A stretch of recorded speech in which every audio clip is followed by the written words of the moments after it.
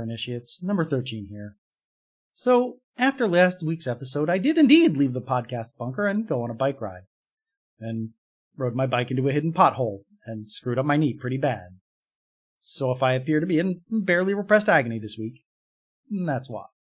But enough about my troubles. Let's get on to the important stuff. Promoting our fellow That's Not Canon podcasts. I don't think I played this cassette yet.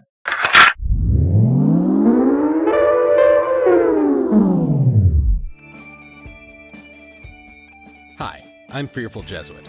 Well, that's my pseudonym at least.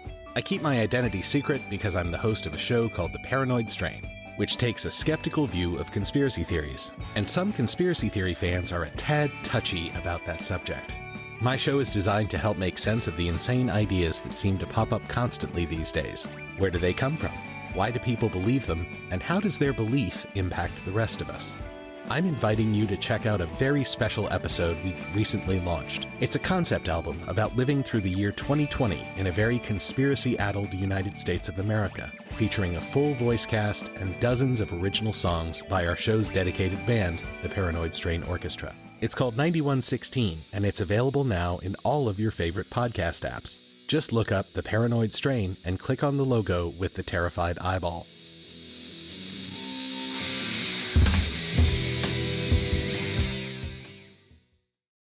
Well, looking at their playlist, some of these episodes seem very germane to my interests, and to a few upcoming episodes of this show. I should reach out to them. Anyway, let's get right to this week's episode. Wonder Marvelously, presented by number 13. There's no better way to waste a lazy Sunday afternoon than to spend it fighting World War II all over again. The infotainment industry will never let the last good war die. Any aspect of the conflict you can think of has been dissected and turned into a 6-episode series that goes into excruciating detail, and yet is still somehow maddeningly vague. Coming soon to the Style Network, The Footwear of the Western Front and How It Won the War. My personal favorites are the ones that deal with Wunderwaffen, the so-called Nazi superweapons.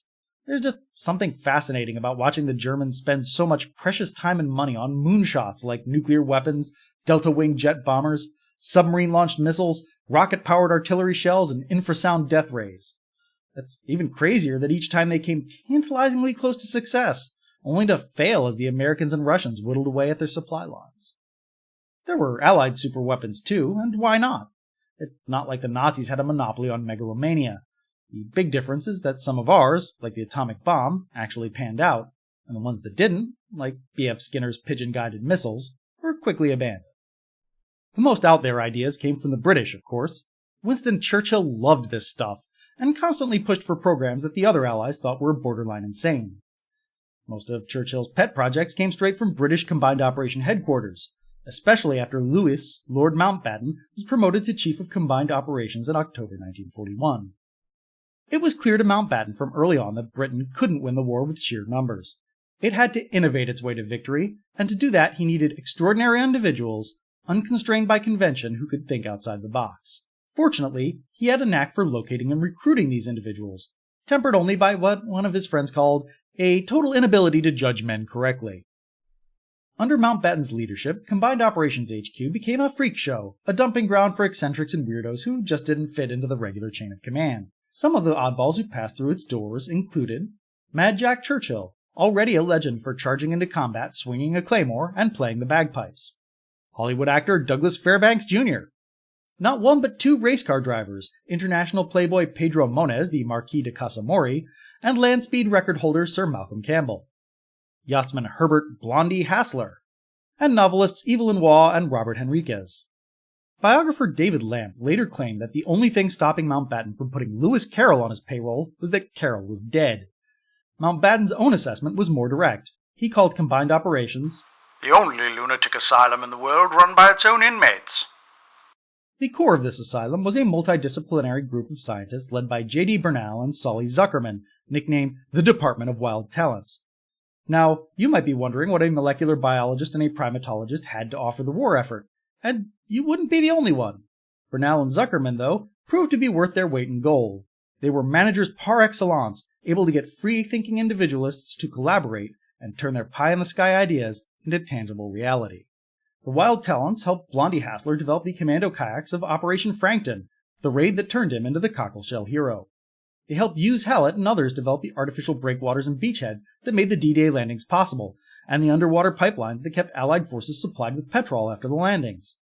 Along the way, they also laid the foundations of modern operational research, forever changing the way we fight wars. But even Bernal and Zuckerman had their hands full dealing with Mountbatten's most eccentric recruit. Geoffrey Nathaniel Pyke was born on November 9, 1893 in London to Lionel Pyke, a prominent lawyer, and his wife Sarah. Lionel died when Geoffrey was only a child. Sarah responded by having a nervous breakdown, making 5-year-old Geoffrey the head of the household by default. He rose to the occasion, but resented his mother's frailty and inability to adapt to her changed circumstances. As an adult, he would shut her out of his life completely. Geoffrey went to public school at Wellington, where he was mercilessly bullied for being an Orthodox Jew. The experience made him a fervent anti-Semite and also a militant atheist. After Wellington, he went to Cambridge to study law. While there, he earned a reputation as a stunningly intelligent thinker, not beholden to convention, and capable of original insights and strange leaps of logic. As Europe mobilized for the Great War, Pyke approached the editors of the Daily Chronicle and volunteered his services as a war correspondent, claiming that he could sneak into Germany and send back reports on the situation from behind enemy lines. The editors of the Chronicle accepted, thinking they had nothing to lose. A few weeks later, Pyke crossed the border from Denmark to Germany, thanks to a borrowed American passport, and made his way to Berlin. He went to work, parking himself in cafes near military bases to eavesdrop on conversations, and reading every newspaper he could get his hands on to see what he could glean from reading between the lines. That wasn't much, because Pyke was arrested 6 days later when one of his trusted contacts turned out to be a German secret policeman. He was convicted of espionage and thrown into the infamous Ruhlben internment camp. No prison camp could hold someone as clever and thorough as Pyke for long. After careful observation, he realized that if he hid in the right place at the right time, the guards would not be able to see him because they would be blinded by the sun. So in July 1915, he did just that and walked out of the camp in broad daylight. For weeks, he and fellow escapee Edward Falk eluded German forces as they hiked several hundred miles to the Netherlands and freedom. On their return to Britain, they were hailed as heroes. Pyke wrote a best-selling book about the escape, then took those royalties and parlayed them into a small fortune. As he would later describe it, I went into the city and spent a day watching men entering and leaving the stock exchange. All of them appeared ineffably stupid, and many of them were my relatives. He took up commodities trading and proved to be a quick study, at one point controlling a third of the world's copper and tin supply. In spite of this flirtation with hyper-capitalism, Pyke was actually a dedicated socialist, who gave freely of his time and money to leftist parties and causes. In 1918, he married Margaret Chubb, and the couple had a son David in 1921. Pyke decided his son deserved a better education than his own, free of close-minded thinking and anti-Semitic bullying. To that end, he started Malting House, an experimental Montessori-style school where the kids called all the shots and punishment was forbidden. Descriptions of life at the school make it sound like a chaotic nightmare of liberal permissiveness, but the students loved it, and it didn't seem to hurt their test scores at all. In 1927, Pyke overextended himself when he tried to corner the copper market, only to get crushed by an American cartel. He lost everything and had to declare bankruptcy. He shuttered Malting House, abandoned his wife and family, and moved to a remote shack in Surrey, where he lived in seclusion. For the next decade, he lived off the largesse of his friends and family, and the occasional small editing job for various leftist newspapers. When the Spanish Civil War broke out in 1936, Pyke volunteered his services to the Popular Front. He organized charity drives and logistics, finding novel ways to quickly and economically get the socialist forces the supplies they needed. He also turned his mind to solving technical problems and offering unsolicited advice to the Popular Front. He designed specialized motorcycle sidecars for carrying hot meals and pedal-powered trains. He even tried to save the Popular Front money on medical supplies by teaching them how to use cheap peat moss instead of expensive bandages. In early 1939, Pyke made a last-ditch attempt to stop World War II from breaking out by conducting a series of clandestine opinion polls showing that the German public was opposed to war. It didn't work, but it got his name back out there. During the Blitz, he also made headlines by writing articles arguing that the entire population of London could be relocated to man-made caverns beneath the chalk cliffs of Dover, with the idea that this troglodytic existence would protect them from German buzz bombs.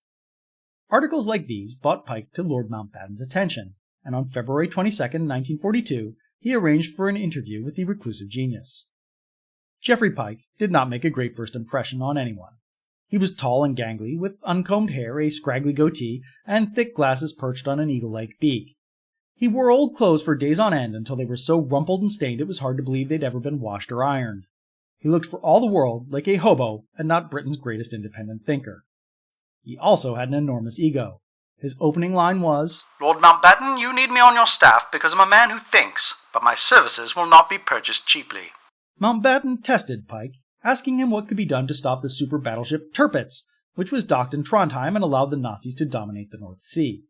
Pyke thought for a minute, and then suggested that underwater pipes could be used to pump compressed air into the harbor, lowering the specific gravity of the water there until the Tirpitz was no longer buoyant. He demonstrated the basic principle with a bucket of water, a toy boat, and a lot of alcohol from Mountbatten's liquor cabinet. It was a horribly impractical idea, but it was exactly the sort of out-of-the-box thinking that Mountbatten was looking for. He hired Pyke on the spot to be an idea factory for combined operations. The job came with the lofty title of Director of Programs. When MI5 and MI6 found out, they flipped their collective lids. They were wary of Pyke's leftist leanings and suspected him of being a spy for the Soviets. They wrote to Mountbatten, insisting that he could not allow someone like Pyke to have access to sensitive military information. Their warning was ignored, because Mountbatten had decided Pyke's usefulness to combined operations outweighed any potential complications from divided loyalties. Pyke and Mountbatten were on the same wavelength in many ways. His basic attitude was that The war can be won either by having 10 of everything to the enemy's 1, or by the deliberate exploitation of the super-obvious and the fantastic. to that end, he bombarded his fellows at combined operations with so many proposals that they were quickly overwhelmed. Soldiers, in particular, didn't know how to react to a man who filled notebook after notebook with impractical ideas, took all of his meetings from his bed because he didn't want to waste time getting dressed, and lived on a diet of herring and biscuits that made him unpleasantly fragrant. They complained to Mountbatten that his new hire was a nuisance, and Mountbatten's only reply was, "Too damned bad."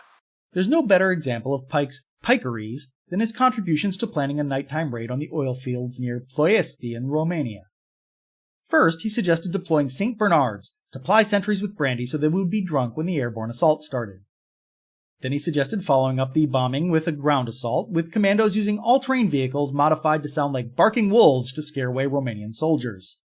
The pièce de résistance was leaving behind a reserve force disguised as firemen, who would take Axis reinforcements by surprise and spray them with missile-firing hoses. You can see why Churchill and Mountbatten love this guy. These are ideas right out of a Tom Swift book, equal parts brilliant and insane. But not all of Pyke's ideas were quite as impractical.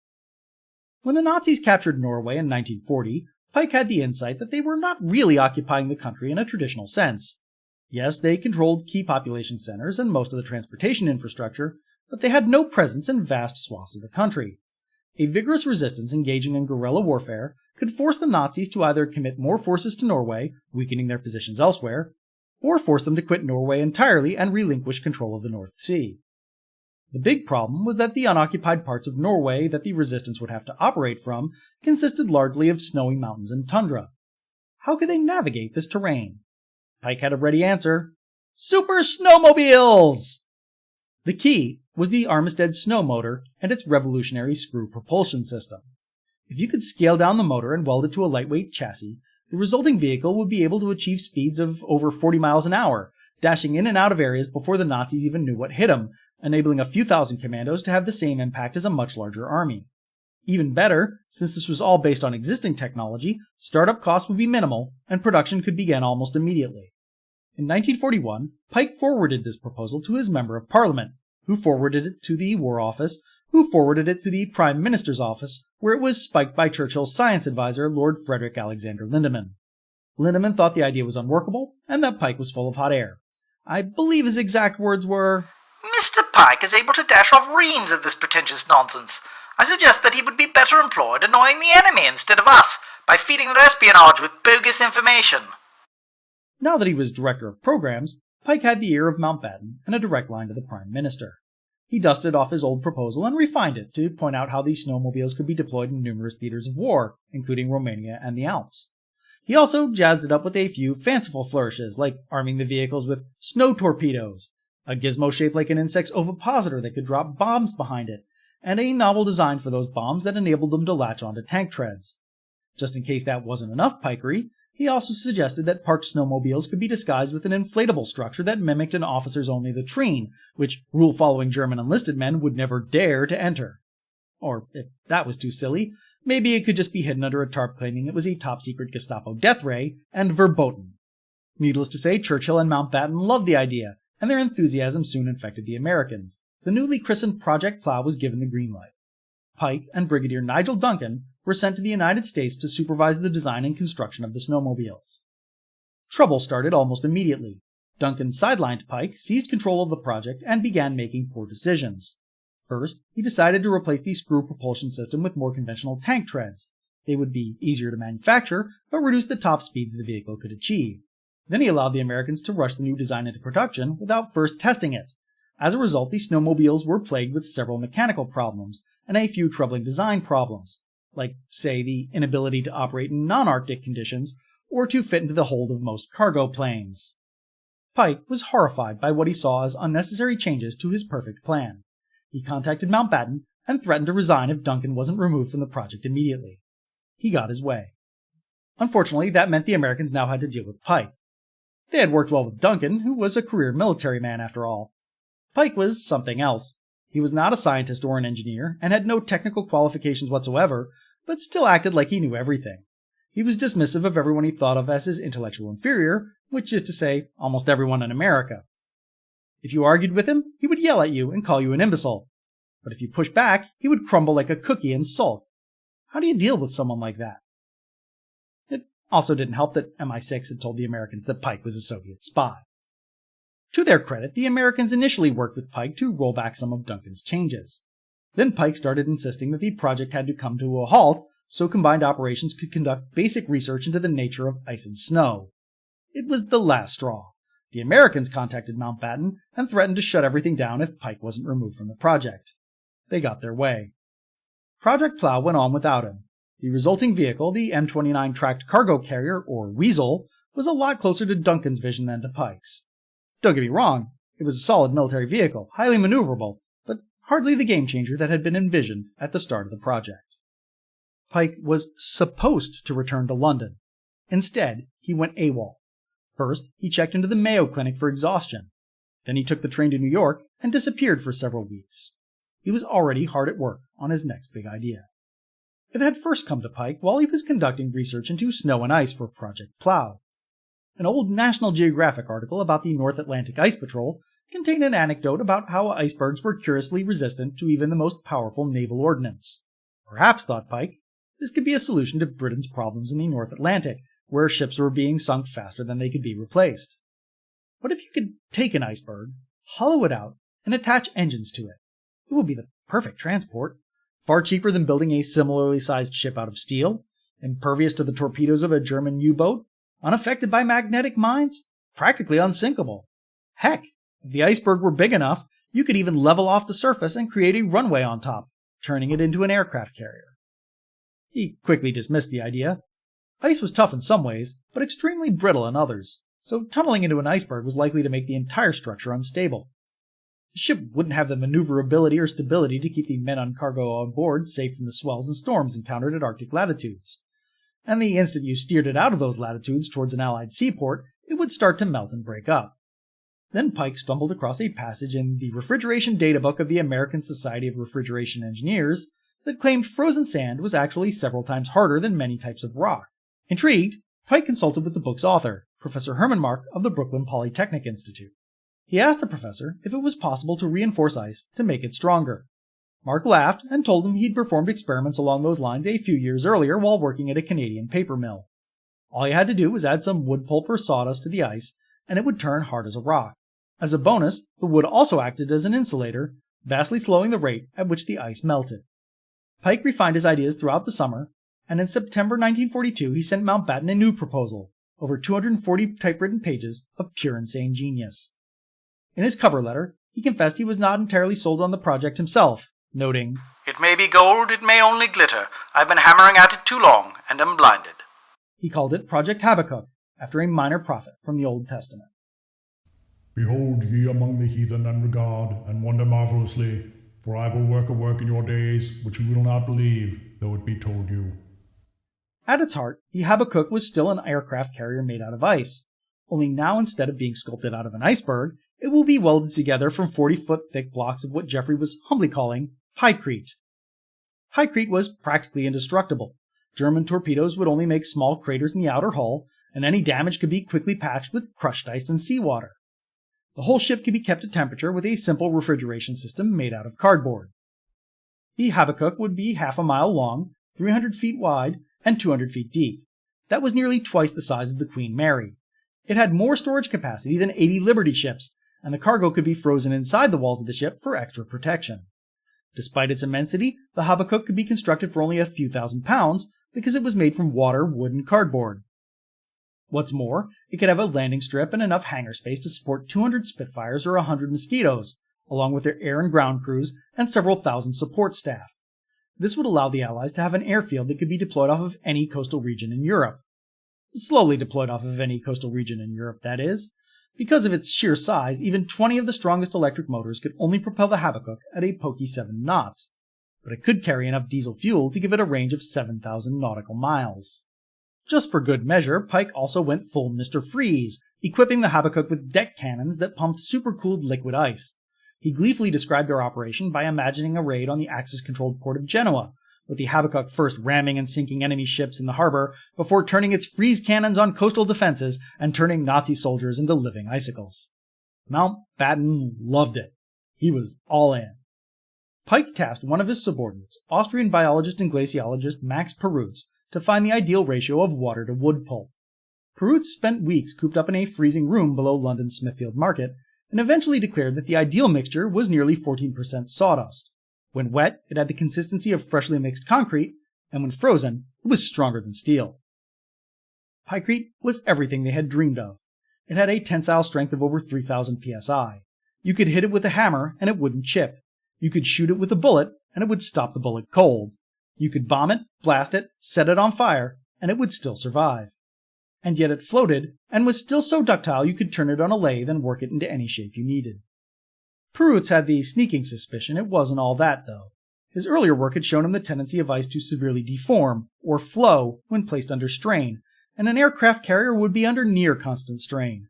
He was confident, though, that the problem could be solved with further study. Mountbatten revealed Project Habakkuk to the Prime Minister on December 5th, allegedly by barging into his private chambers and dumping a block of Pyke into a freshly drawn hot bath. One hopes that Churchill was not in the tub at the time, if only so one does not have to imagine a naked Winston Churchill.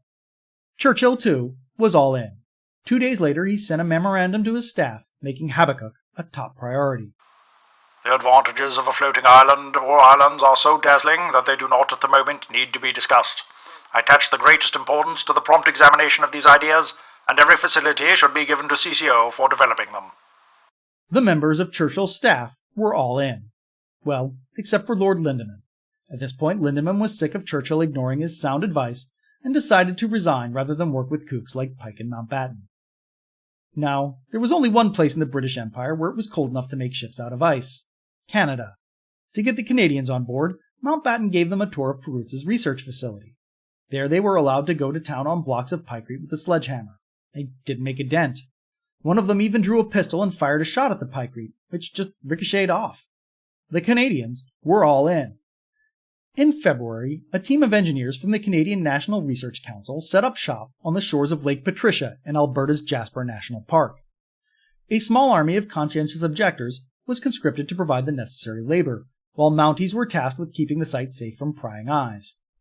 Locals had no idea what was going on in their own backyard. Maybe the Allies were planning to build ice bridges to link the Aleutian Islands to Russia, so material could be transported across the Pacific by truck. The combined operations crew ran into problems almost immediately. At first, they had hoped that they would be able to make Pyke by spreading sawdust on the surface of the water, skimming it off as it froze, and then laminating it into thicker blocks. This just didn't work, so instead all the Pyke had to be produced artificially in refrigeration plants. These manufacturing troubles also forced the team to drastically scale down the size of the prototype.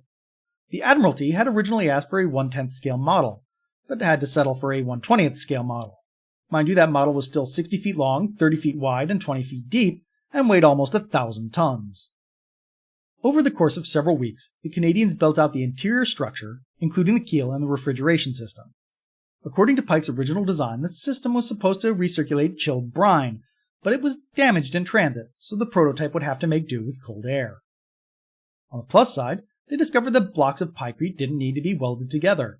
If you just left them side by side, they would eventually freeze together of their own accord. In early April, Pyke arrived to supervise the end of construction and perform tests. In March, Pyke arrived to supervise the end of construction and perform tests. Mountbatten also sent along Bernal and Zuckerman to keep Pyke on point and to act as a buffer between the mad genius and the Canadians. It seemed to work, and Pyke was on his best behavior. In early April, the prototype was finally complete. It was sawed free from the ice dry dock holding it in place and was left to drift in the waters of Lake Patricia. Then the bombing tests began. The mini Habakkuk performed admirably. Canadians were now working on Project Habakkuk non-stop on every level. Scientists and universities across the country continued to study pykrete to better understand its properties, specifically to see if the flow of the material would continue to be a problem. Eventually, they realized that the flow was completely arrested at minus 15 degrees Celsius, which was well within the tolerance of the refrigeration system. An engineering company in Montreal worked on the final design for the ship, figuring out the nitty-gritty details of its layout and support systems. They even designed a mechanical system capable of making pykrete in industrial quantities. The Canadian National Research Council scoured the country for the ideal construction site, eventually narrowing it down to Corner Brook, Newfoundland, which was cold year-round and had paper manufacturing plants where wood pulp could be sourced without raising suspicions. There may have actually been too many people working on the project. During the week of March 29, 1943, the Daily Superman comic strip featured a plot where the Man of Steel confronted the latest Nazi menace, battleships disguised as icebergs. The ships in the comic bore little resemblance to the real Habakkuk, but military intelligence began to suspect that someone had been talking. Suspicions immediately fell on Pyke, because he had recently been in New York where the strip was produced, and also because no one liked him. Meanwhile, the prototype continued to fare surprisingly well. It passed durability tests with flying colors, and the refrigeration system kept it in perfect form all summer. It would have likely lasted longer had they not deliberately shut off the refrigeration system in August and allowed the ship to melt. The fig tree shall not blossom, neither shall fruit be in the vines. The labor of the olive shall fall, and the field shall yield no meat. The flock shall be cut off from the fold, and there shall be no herd in the stalls. In August 1943, the British and Canadians finally revealed the existence of Project Habakkuk to the Americans for the first time. First, Churchill demonstrated the properties of pykrete to President Roosevelt by dumping small cubes into the hot water that had been brought for their tea. Then Mountbatten brought in larger chunks of ice and pykrete for a more physical demonstration. He drew his pistol and shot the ice, which shattered. Then he shot it at the pykrete, and things went pear-shaped. The bullet ricocheted as anticipated, but depending on who's telling the story, the exact outcome differs. So, let's just assume all the stories are true. If that's the case, the bullet first nicked American Admiral Ernst King in the leg, then grazed Lord Mountbatten's stomach, and then narrowly whizzed past Sir Charles Portal of the RAF before embedding itself into a nearby wall. Meanwhile, two generals were so frightened that they dived under a table and collided, knocking each other out. Needless to say, it was not the most effective demonstration. The Americans were still curious, though. Some of their admirals thought a Habakkuk or two could give them a leg up on the Japanese in the Pacific. So they asked J.D. Bernal, as a representative of combined operations, to give them an analysis of the pros and cons. Bernal proceeded to give a quick summary of the project's advantages, and then, unfailingly honest, gave a devastating rundown of its disadvantages. He mentioned the difficulties they had run into with developing construction methods and material flow, but pointed out that they had been overcome during the development process. He conceded that individual Habakkuks would not require a lot of steel, but the refrigeration plants required to make them would, nearly as much steel as a conventional aircraft carrier. The plant itself would take months to construct, and wouldn't be able to produce Habakkuks during the summer. This meant that the first vessels wouldn't be ready for deployment until 1945. There was also the matter of cost. The project was already significantly over budget, and the enormous startup cost meant that the first two ships would wind up costing nearly £6 million each. At that price, they were hardly a bargain. In fact, they were far more expensive than a conventional aircraft carrier. Subsequent ships would be more cost-efficient, but hopefully there wouldn't be a need for subsequent ships, unless the war went on forever. Habakkuk's specs hadn't kept up with advances in military aviation. Its 2,000-foot runway meant it couldn't handle most bombers, and even fighter planes would need a rocket-assisted takeoff. Landing was an even bigger problem. In fact, it might just be easier to ditch planes in the sea and fish them out later than risk landing on a Habakkuk. Those same advances in military aviation also meant that planes now had better fuel efficiency and larger fuel tanks. That gave them increased range and reduced the need for a mobile base in Europe. There was also less of a need for invulnerable ships in general. The American entry into the war had decisively swung the Battle of the Atlantic in the Allies' favor, as German U-boats were overwhelmed by the flood of cheap and plentiful American ships. It turns out vulnerable ships were perfectly adequate, as long as you had enough of them. And finally, there was Geoffrey Pyke himself. The Americans, soured by their experience with Project Plow, didn't like him. Unfortunately, he was so critical to the project that it will be impossible to proceed without him. The Americans thanked Bernal for his honest and frank assessment, and passed. For the first time, someone wasn't all in on Habakkuk, and frankly, they were the only someones who mattered in the long run. They weren't the only ones. Once Churchill and the Admiralty realized the ships would cost far more than the initial estimate of a few £1,000s, or even a later estimate of £1 million, they too soured on the idea. Mountbatten remained high on the project for what little good that did. He had been promoted to Supreme Allied Commander in Southeast Asia, and no longer had a say in the day-to-day runnings of combined operations. His successors were less interested in zany super science, and Project Habakkuk was formally abandoned in December 1943. Mountbatten's promotion was the beginning of the end for Pyke's tenure as Director of Programs. He continued to bombard combined operations with crazy new ideas, but without Mountbatten there to be his advocate, they increasingly fell on deaf ears. He was quietly let go in 1944. When Pyke had been hired as Director of Programs, he had been given the option to claim patent rights on anything he had invented after the war was over. In 1946, he wrote to the Admiralty, asking if they would release the patent rights to Pyke back to him so he could begin commercial exploitation of the material. Now, Pyke's claim to be the inventor of Pyke is dubious at best. If anything, the real inventor would have been Herman Mark, but he had the right to ask for what was due to him. The Admiralty responded by releasing the patent rights to Pyke, but then immediately declassified the entirety of Project Habakkuk, including technical details, and publicizing it in the newspaper. It was a response driven by lingering spite and frustration with Pyke, and it just about ruined him. First, releasing the technical details made the patent effectively useless. Then, when the project was publicized in the papers, the general tone was one of mockery instead of wonder. Look at the crazy ideas these brainiacs wasted your taxes on! Pyke's reputation, already shaky, was basically destroyed. He continued to apply himself to various projects, like promoting social justice and fixing the economy of post-war Europe, but he just didn't have it anymore.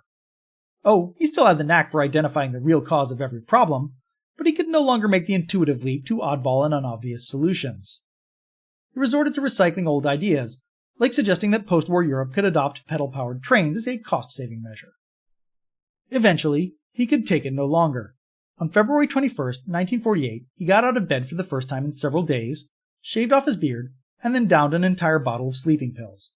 Then he went back to bed, got out his journal, and kept writing down his sensations until he finally passed out and died. Pyke was privately cremated several days later. No memorial was held to mark his passing, and no gravestone was ever erected to mark his burial site. Years after his death, Pyke's MI5 file was declassified, and he could finally be cleared of charges that he was a Soviet spy. It turns out the Soviet spy was Pyke's private secretary, which, to be honest, was probably just as bad. There never was anything quite like Habakkuk. We did eventually get a sort of iceberg aircraft carrier in 1952, when the U.S. Air Force built a landing strip on an iceberg called Fletcher's Ice Island, but it wasn't really the same. Project Habakkuk and Pyke were quickly forgotten about except by naval historians and lovers of oddball esoterica, who saw it as a fun story about a wacky weapons system. For his part, Mountbatten continued to insist that it was a great idea that had only been killed because of politics. Others saw it as a story about the value of lateral thinking. I think it's probably better understood as a cautionary tale for visionaries. It may be true that if you dream it, you can make it. Just remember that in the end, it still might not be worth the cost. Key sources for this episode include Henry Hemming's The Ingenious Mr. Pyke, Inventor, Fugitive, Spy, David Lampe's Pyke, the Unknown Genius, and Philip Ziegler's Mountbatten, a Biography. Connections! Project Habakkuk was written up in our Gospel, Strange Stories, Amazing Facts, and the article Iceberg Air Bases. we talked about our love of the good book in a teaser episode, Strange Stories, Amazing Facts. J.D. Bernal didn't make a personal appearance in Series 7's More on Our Madman, but he can be numbered among the biologists who hesitated to speak out against the failures of Lysenkoism because of his own communist leanings. And that's all for this week, Initiates. I've got to get back to rehabbing this knee. So until next time, quid minime sciant, optime scire. This episode was written and produced by David White for the Ancient and Esoteric Order of the Jackalope and That's Not Canon Productions. Our theme song is Drama D by Scott Roosh. This episode is released under a Creative Commons Attribution Non-Commercial Share-alike 4.0 International License. All rights reserved, all wrongs reversed. The full script and sources for this episode can be found at orderthejackalope.com. That's orderthejackalope.com with hyphens between the words. Do you have thoughts about this episode? Why not share them on our Discord server? There's a link in the show notes. Or message us on social media. We can be found at orderjackalope. If social media isn't your thing, send us an email at jackalope@orderthejackalope.com. We're recruiting new lodge members. We'll initiate anyone into the secret mysteries. All they have to do is share a secret mystery of their own. Visit our website and click Join Us for more information.